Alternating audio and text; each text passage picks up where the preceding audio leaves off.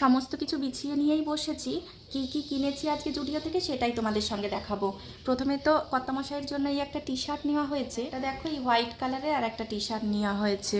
আর এখানে দেখো একটা কি জিন্স বলে আমি জানি না, আর এটা আর একটা নেওয়া হয়েছে, দুটোই একটু অন্য টাইপের কালার। এবার চলে আসলো সোনাইয়ের। সোনাইয়ের হচ্ছে এই যে কটন যে প্যান্টগুলো থাকে কটনের, কালারটা খুব সুন্দর। এই একটা প্যান্ট নিয়েছি, এটার সঙ্গে ম্যাচ করেই নিয়েছি এই যে আর একটা শার্ট। আর এখানে আছে সোনাইয়ের জন্য আর একটা শার্ট। তো এটা তো গেল সোনাইয়ের। আর আমার জন্য নেওয়া হয়েছে এই যে লং ড্রেসটা, আর একটা সঙ্গে কাটকাম প্লাজো নিয়েছি।